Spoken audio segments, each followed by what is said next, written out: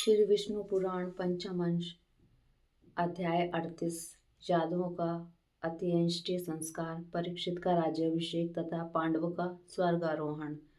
श्री पराशर जी बोले, अर्जुन ने राम और कृष्ण तथा अन्य अन्य यादवों के मृतदेहों की खोज कराकर क्रमशः उन सब के औधर्वदेहिक संस्कार किए।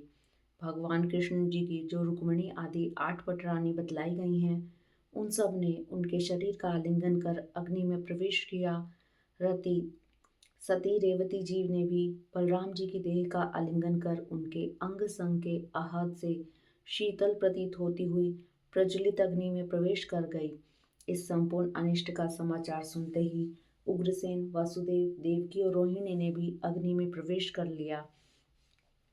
तदंतर अर्जुन उन सब का विधि पूर्वक प्रेत कर्म कर ब्रज तथा अन्य कुटुंबियों को साथ लेकर द्वारका से बाहर आए। द्वारका से निकली हुई कृष्णचंद्र की सहस्त्रों पत्नियों तथा ब्रज और अन्य बांधवों की रक्षा करते हुए अर्जुन धीरे धीरे चले। कृष्णचंद्र के मृत्युलोक का त्याग करते ही सुधर्मा सभा और पारिजात वृक्ष भी स्वर्ग लोक को चले गए। जिस दिन भगवान पृथ्वी को छोड़कर स्वर्ग सिधारे थे, उसी दिन से यह मलिन देह महाबली कलयुग पृथ्वी पर आ गया। इस प्रकार जन्य शून्य द्वारका को समुद्र ने डुबो दिया। केवल एक कृष्णचंद्र के भवन को वह नहीं डुबाता है। हे ब्राह्मण, उसे डुबोने में समुद्र आज भी समर्थ नहीं है, क्योंकि उसमें भगवान कृष्णचंद्र सर्वदा निवास करते हैं। वह भगवद ऐश्वर्य संपन्न स्थान अति पवित्र और समस्त पापों को नष्ट करने वाला है। उसके दर्शन मात्र से मनुष्य संपूर्ण पापों से छूट जाता है। अर्जुन ने उन समस्त द्वारका वासियों को अत्यंत धन धान्य संपन्न पंचनद देश में बसाया। उस समय अनाथा स्त्रियों को अकेले धनुर्धारी अर्जुन को ले जाते देख लुटेरों को लोभ उत्पन्न हुआ। तब उन अत्यंत दुर्मद पाप कर्मा और लुब्ध हृदय आभीर दस्युओं ने परस्पर मिलकर सम्मति की, देखो यह धनुर्धारी अर्जुन अकेला ही हमारा अतिक्रमण करके इस अनाथा स्त्रियों को लिए जाता है। हमारे ऐसे बल पुरुषार्थ को धिक्कार है। यह भीष्म, द्रोण, जयद्रथ और कर्ण आदि को मारकर ही इतना अभिमानी हो गया है कि अभी हम ग्रामीणों के बल को यह नहीं जानता। हमारे हाथों में लाठी देखकर यह दुर्मति धनुष लेकर हम सबकी अवज्ञा करता है। फिर हमारे इन ऊंची ऊंची भुजाओं से क्या लाभ है। ऐसे सम्मति कर वे सहस्त्रों लुटेरे लाठी और ढेले लेकर उस अनाथ द्वारका वासियों पर टूट पड़े। तब अर्जुन ने उन लुटेरों को झिड़क कर हंसते हुए कहा, अरे पापियों, यदि तुम्हें मरने की इच्छा ना हो तो अभी लौट जाओ। किंतु हे मित्रे, लुटेरों ने उनके कथन पर कुछ भी ध्यान न दिया और भगवान कृष्ण के संपूर्ण धन और स्त्री धन को अपने अधीन कर लिया। तब वीरवर अर्जुन ने युद्ध में अक्षीण अपने गांडीव धनुष को चढ़ाना चाहा, किंतु वे ऐसा न कर सके। उन्होंने जैसे तैसे अति कठिनता से उस पर प्रत्यंचा चढ़ा ली, तो भी वे शिथिल हो गए और बहुत कुछ सोचने पर भी उन्हें अपने अस्त्रों का स्मरण न हुआ। तब वे क्रुद्ध होकर अपने शत्रुओं पर बाण बरसाने लगे, किंतु गांडीवधारी अर्जुन के छोड़े हुए उन बाणों ने केवल उनकी त्वचा को ही बींधा। अर्जुन का उद्भव क्षीण हो जाने के कारण अग्नि से दिए हुए उनके अक्षय बाण भी उन अहिरों के साथ लड़ने में नष्ट हो गए। तब अर्जुन ने सोचा कि मैंने जो अपने शर समूह से अनेकों राजाओं को जीता था, वह सब कृष्णचंद्र का ही प्रभाव था। अर्जुन के देखते देखते वे अहिर उन स्त्री रत्नों को खींच खींच कर ले जाने लगे तथा कोई कोई अपनी इच्छा अनुसार इधर उधर भाग गई। बाणों के समाप्त हो जाने पर धनंजय अर्जुन ने धनुष की नोक से ही प्रहार करना आरंभ किया, किंतु हे मुनि, वे दस्युगण उन प्रहारों की और भी हंसी उड़ाने लगे। हे मुनिश्रेष्ठ, इस प्रकार अर्जुन के देखते ही देखते वे मलेचगण, वृष्टि और अंधक वंश की उन समस्त स्त्रियों को लेकर चले गए। तब सर्वदा जयशील अर्जुन अत्यंत दुखी होकर, हाँ कैसा कष्ट है, कैसा कष्ट है, ऐसा कहकर रोने लगा। अहो, मुझे उन भगवान ने ही ठग लिया। देखो वही धनुष है, वे ही शस्त्र हैं, वही रथ है, वे ही अश्व हैं, किंतु अश्रोत्रिय को दिए हुए दान के समान आज सभी एक साथ नष्ट हो गए। अहो, देव बड़ा प्रबल है, जिसने आज उन महात्मा कृष्ण के न रहने पर असमर्थ और नीच अहीरों को जय दे दी। देखो मेरी वे ही भुजाएं हैं, वही मेरी मुष्टि है, वही कुरुक्षेत्र स्थान है, और मैं भी वही अर्जुन हूँ। तथापि पुण्य दर्शन कृष्ण के बिना आज सब सारहीन हो गए। अवश्य ही मेरे अर्जुनत्व और भीम का भीमत्व भगवान कृष्ण की कृपा से ही था। देखो, उनके बिना आज महारथियों में श्रेष्ठ मुझको तुझ आभीरों ने जीत लिया। अर्जुन इस प्रकार कहते हुए अपनी राजधानी इंद्रप्रस्थ में आए और वहां यादव नंदन ब्रज का राज्याभिषेक किया। तदंतर वे विपिनवासी व्यास मुनि से मिले और उन महाभाग मुनिवर के निकट जाकर उन्हें विनयपूर्वक प्रणाम किया। अर्जुन को बहुत देर तक अपने चरणों की वंदना करते देख मुनिवर ने कहा, आज तुम ऐसे कांतिहीन क्यों हो रहे हो? क्या तुमने भेड़ों की धूलि का अनुगमन किया है अथवा ब्रह्म हत्या की है, या तुम्हारे कोई सुदृढ़ आशा भंग हो गई है जिसके दुख से तुम इस समय इतने श्रीहीन हो रहे हो? तुमने किसी संतान के इच्छुक का विवाह के लिए याचना करने पर निरादर तो नहीं किया अथवा किसी अगम्य स्त्री से रमण तो नहीं किया जिससे तुम ऐसे तेजोहीन हो रहे हो? हे अर्जुन, तुम ब्राह्मणों को बिना दिए मिष्ठान अकेले तो नहीं खा लेते हो अथवा तुमने किसी कृपण का धन तो नहीं हर लिया है? हे अर्जुन, तुमने सूप की वायु का तो सेवन नहीं किया। क्या तुम्हारी आंखें दुखती हैं अथवा तुम्हें किसी ने मारा है?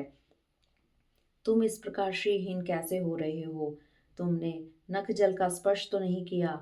तुम्हारे ऊपर घड़े से छलके हुए जल की छींटें तो नहीं पड़ गईं अथवा तुम्हें किसी हीन बल पुरुष ने युद्ध में पराजित तो नहीं किया? फिर तुम इस तरह हतप्रभ कैसे हो रहे हो? तब अर्जुन ने दीर्घ निश्वास छोड़ते हुए कहा, भगवान सुनिए। ऐसा कहकर उन्होंने अपने पराजय का संपूर्ण वृतांत व्यास जी को ज्यों का त्यों सुना दिया। जो हरि मेरे एकमात्र बल, तेज, वीर्य, पराक्रम, श्री और कांति थे, वे हमें छोड़कर चले गए। जो सब प्रकार समर्थ होकर भी हमसे मित्रवत हंस हंसकर बातें किया करते थे, हे मुने, उन हरि के बिना आज हम तृणमय पुतले के समान निःसत्व हो गए हैं। जो मेरे दिव्य अस्त्रों, दिव्य बाणों और गांडीव धनुष के मूर्तिमान सार थे, वे पुरुषोत्तम भगवान हमें छोड़कर चले गए हैं। जिनकी कृपा दृष्टि से श्री, जय, संपत्ति और उन्नति ने कभी हमारा साथ नहीं छोड़ा, वे ही भगवान गोविंद हमें छोड़कर चले गए हैं। जिनकी प्रभाव अग्नि में भीष्म, द्रोण, कर्ण, दुर्योधन आदि अनेक शूरवीर दग्ध हो गए थे, उन कृष्णचंद्र ने इस भूमंडल को छोड़ दिया है। हे तात, उन चक्रपाणी कृष्णचंद्र के विरह में एक मैं ही क्या, संपूर्ण पृथ्वी की ही यौवन श्री और कांति से हीन प्रतीत होती है। जिनके प्रभाव से अग्नि रूप मुझ में भीष्म आदि महारथी गण पतंगवत भस्म हो गए थे, आज उन्हीं कृष्ण के बिना मुझे गोपों ने हरा दिया। जिनके प्रभाव से यह गांडीव धनुष तीन लोकों में विख्यात हुआ था, उन्हीं के बिना आज यह अहीरों की लाठियों से तिरस्कृत हो गया। हे मामुने, भगवान की जो सहस्त्रों स्त्रियां मेरी देख रेख में आ रही थी, उन्हें मेरे सब प्रकार यत्न करते रहने पर भी दस्युगण अपनी लाठियों के बल से ले गए। हे कृष्णदेव पायन, लाठियां ही जिनके हथियार हैं, उन आभीरों ने आज मेरे बल को कुंठित कर मेरे द्वारा लाए हुए संपूर्ण कृष्ण परिवार को हर लिया। ऐसी अवस्था में मेरा शरीरहीन होना कोई आश्चर्य की बात नहीं है। हे लोक पितामह, आश्चर्य तो यह है कि नीच पुरुषों द्वारा अपमान पंख में सनकर भी मैं निर्लज अभी जीवित ही हूँ। श्री व्यास जी बोले, हे पार्थ, तुम्हारी लज्जा व्यर्थ है, तुम्हें शोक करना उचित नहीं है। तुम संपूर्ण भूतों में काल की ऐसी ही गति जानो। हे पांडव, प्राणियों की उन्नति और अवनति का कारण काल ही है। अतः हे अर्जुन, इन जय पराजयों को काल के अधीन समझकर तुम स्थिरता धारण करो। नदियां, समुद्र, गिरिगण, संपूर्ण पृथ्वी, देव, मनुष्य, पशु, वृक्ष और सरीसृप आदि संपूर्ण पदार्थ काल के ही रचे हुए हैं और फिर काल से ही क्षीण हो जाते हैं। अतः इस सारे प्रपंच को कालात्मक जाकर शांत हो। हे धनंजय, तुमने कृष्णचंद्र का जैसा महात्म्य बतलाया है वह सब सत्य ही है, क्योंकि कमल नयन भगवान कृष्ण साक्षात काल स्वरूप ही हैं। उन्होंने पृथ्वी का भार उतारने के लिए ही मृत्यलोक में अवतार लिया था। एक समय पूर्व काल में पृथ्वी बाहर आक्रांत होकर देवताओं की सभा में गई थी। काल स्वरूपी श्री जनार्दन ने उसी के लिए अवतार लिया था। अब संपूर्ण दुष्ट राजा मारे जा चुके, अतः वह कार्य संपन्न हो गया। हे पार्थ, वृष्णि और अंधक आदि संपूर्ण यदुकुल का भी उपसंहार हो गया। इसलिए उन प्रभु के लिए अब पृथ्वी तल पर और कुछ भी कर्तव्य नहीं रहा। अतः अपना कार्य समाप्त हो चुकने पर भगवान सब इच्छा अनुसार चले गए। ये देव प्रभु सर्ग के आरंभ में सृष्टि रचना करते हैं, स्थिति के समय पालन करते हैं और अंत में ही उसका नाश करने में समर्थ हैं, जैसे इस समय वे राक्षस आदि का संहार करके चले गए हैं। अतः हे पार्थ, तुझे अपनी पराजय से दुखी न होना चाहिए, क्योंकि अभ्युदय काल उपस्थित होने पर ही पुरुषों से ऐसे कर्म बनते हैं और जिनसे उनकी स्तुति होती है। हे अर्जुन, जिस समय तुम अकेले ही युद्ध में भीष्म, द्रोण और कर्ण आदि को मार डालता था, क्या वह उन वीरों का कालक्रम से प्राप्त हीन बल पुरुष से पराभव नहीं था? जिस प्रकार भगवान विष्णु के प्रभाव से तुमने उन सबको नीचा दिखलाया था, उसी प्रकार तुझे दस्युओं से दबना पड़ता है। वे जगतपति देवेश्वर ही शरीर में प्रविष्ट होकर जगत की स्थिति करते हैं और वे ही अंत में समस्त जीवों का नाश करते हैं। हे कौन्तेय, जिस समय तेरा भाग्य उदय हुआ उस समय श्री जनार्दन तेरे सहायक थे, और जब उस सौभाग्य का अंत हो गया तो तेरे विपक्षियों पर श्री कृष्ण की कृपा दृष्टि हुई है। तू गंगा नंदन भीष्म पिता के सहित संपूर्ण कौरवों को मार डालेगा, इस बात को कौन मान सकता था? और फिर यह भी किसे विश्वास होगा कि तू आभीरों से हार जाएगा? हे पार्थ, यह सब सर्वात्मा भगवान की लीला का ही कौतुक है कि तुझ अकेले ने कौरवों को नष्ट कर दिया और फिर स्वयं अहीरों से पराजित हो गया। हे अर्जुन, तू जो उन दस्युओं द्वारा हरण की गई स्त्रियों के लिए शोक करता है, सो मैं तुझे उसका यथावत रहस्य बतलाता हूँ। एक बार पूर्व काल में विप्रवर अष्टावक्र जी सनातन ब्रह्म की स्तुति करते हुए अनेकों वर्षों तक जल में रहे। उसी समय दैत्यों पर विजय प्राप्त करने से देवताओं ने सुमेरु पर्वत पर एक महान उत्सव किया। उसमें सम्मिलित होने के लिए जाती हुई रंभा और तिलोत्तमा आदि सैकड़ों हजारों देवांगनाओं ने मार्ग में उन मुनिवरों को देखकर उनकी अत्यंत स्तुति और प्रशंसा की। वे देवांगनाएं उन जटाधारी मुनिवर को कंठ पर्यंत जल में डूबे देखकर विनय पूर्वक स्तुति करती हुई प्रणाम करने लगी। हे कौरव श्रेष्ठ, जिस प्रकार वे द्विज श्रेष्ठ अष्टावक्र जी प्रसन्न हो, उसी प्रकार वे अप्सराएं उनकी स्तुति करने लगी। अष्टावक्र जी बोले, हे महाभागाओं, मैं तुमसे प्रसन्न हूँ, तुम्हारी जो इच्छा हो मुझसे वही वर मांग लो। मैं अति दुर्लभ होने पर भी तुम्हारी इच्छा पूर्ण करूंगा। तब रंभा और तिलोत्तमा आदि वेद प्रसिद्ध अप्सराओं ने उनसे कहा, हे द्विज, आपके प्रसन्न हो जाने पर हमें क्या नहीं मिल गया?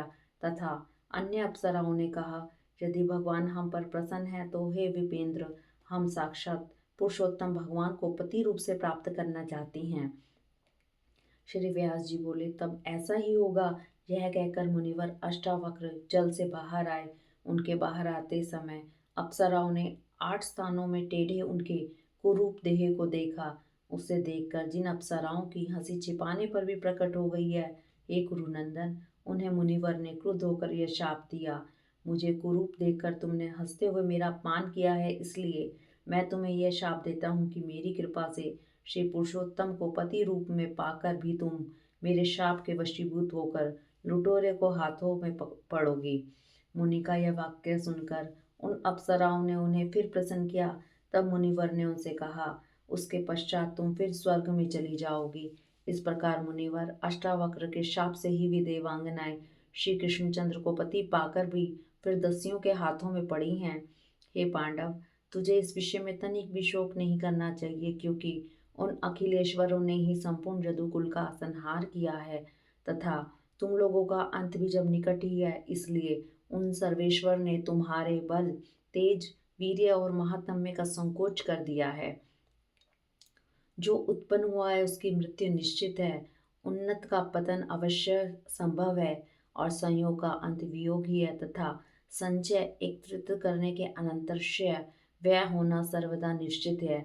ऐसा जानकर जो बुद्धिमान पुरुष लाभ या हानि में हर्ष या शोक नहीं करते, उन्हीं की चेष्टा का अवलंबन कर अन्य मनुष्य भी अपना वैसा आचरण बनाते हैं। इसलिए हे मुनिश्रेष्ठ, नरश्रेष्ठ, तुम ऐसा जानकर अपने भाइयों सहित संपूर्ण राज्य को छोड़कर तपस्या के लिए वन को जाओ।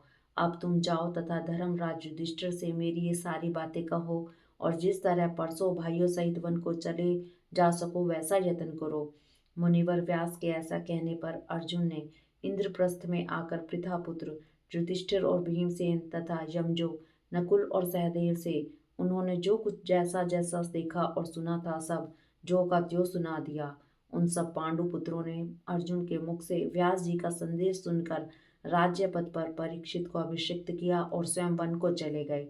हे मित्र, भगवान वासुदेव ने यदुवंश में जन्म लेकर जो जो लीलाएं की थी वह सब मैंने विस्तार पूर्वक तुम्हें सुना दी। जो पुरुष भगवान कृष्ण के इस चरित्र को सर्वदा सुनता है वह संपूर्ण पापों से मुक्त होकर अंत में विष्णु लोक को जाता है। इति श्री विष्णु पुराणे पंचमंशे अष्टात्रिंशत् अध्याय। इति श्री पराशर मुनि विरचिते श्री विष्णु पर तत्व निर्णायके श्रीमती विष्णु महापुराणे पंचमंशः समाप्तम्। हरि ओम तत्सत्।